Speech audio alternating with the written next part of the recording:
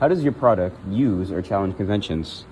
So, the film I created with my team utilizes the conventions of common paranormal beliefs, usually brought upon by cultural folklore or religion. No common horror trope or convention is the unknown horror, say for instance, Independence Day, right? Which we followed, as despite referring to the strange things happening at the school, our dialogue does not specify, which creates the impression that we are unaware of the specific horror.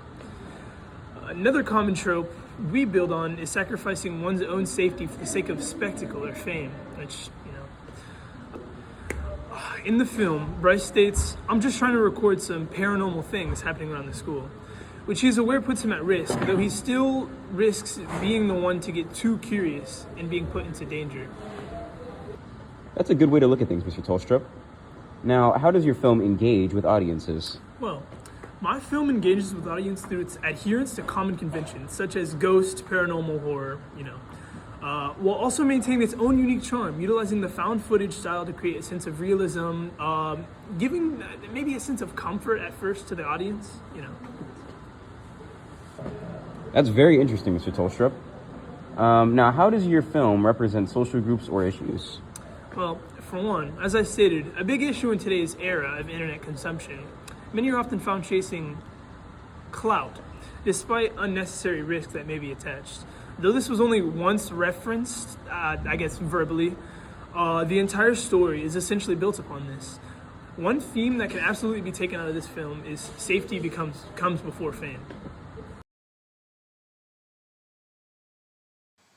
Moving away from the horror aspects of this film, social groups engaged in this film are simply high school friends. We try to make it clear that we are natural, longtime friends with more realistic dialogue, not using any type of script when talking, most evidently in the lunch scene. I believe this allows for more connection with the audience, allowing them to see the personality in our characters, contrasting with the later devastation they'll feel. Now, here's my final question for you, Mr. Tolstrup.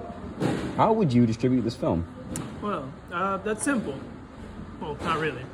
Considering the unique found footage style of this film, I would be advertising through unique outlets such as an ARG trailer on YouTube and other media outlets regarding the two missing kids that were shown at the very end of the film.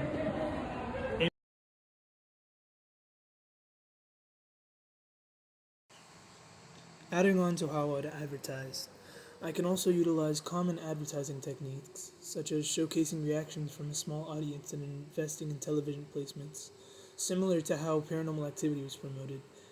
This approach helps build intrigue, as viewers are more likely to be drawn in by the perceived realism and word of mouth appeal generated through these methods.